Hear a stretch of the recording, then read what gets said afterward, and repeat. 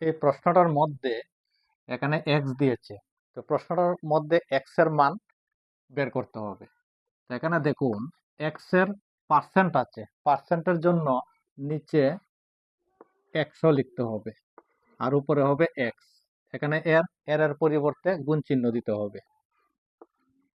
এখানে আছে 152 ভাগ 19, 19 দিয়ে 152কে যদি আমি ভাগ করি, ভাগ করলে 8 হবে।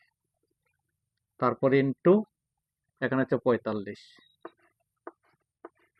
ইকুয়াল টুর পর আছে 126। এখন দেখুন এই জায়গাটাকে কাট করতে হবে। 4 দিয়ে যদি 18 কাট করি 2 হবে, আর 4 দিয়ে যদি 100কে কাট করি 25 হবে। এখন দেখুন এটাকে 5 দিয়ে কাট করলে 9, আর এটাকে 5 দিয়ে কাট করলে 5 হবে। কাট করার পর এখানে নিচে রয়েছে 5 আর উপরে রয়েছে এখানে 9 আর 2। 9 আর 2 গুণ করলে 18 হবে, 18-র সঙ্গে আবার x গুণ করলে 18x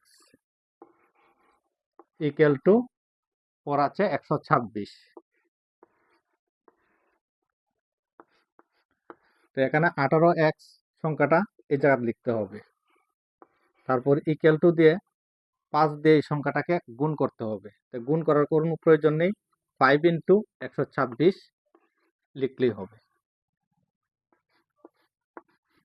x ইকুয়াল টু, এখন দেখুন x এর সঙ্গে এই নাম্বারটা গুণ সম্পর্ক আছে, যদি গুণ সম্পর্ক থাকে তাহলে এই নাম্বারটাকে নিচে লিখতে হবে। তো উপরে হবে 5 ইন্টু 126। এখন 18 দিয়ে এই সংখ্যাটাকে যদি কাট করি, কাট করলে 7 হবে। এখানে হবে x ইকুয়াল টু, কাট করার পর এখানে রয়েছে 7, এখানে আছে 5, 5 আর 7 গুণ করলে 35। x এর মানটা বের হয়েছে 35। এখানে অপশন ডিটা হবে কারেক্ট আনসার।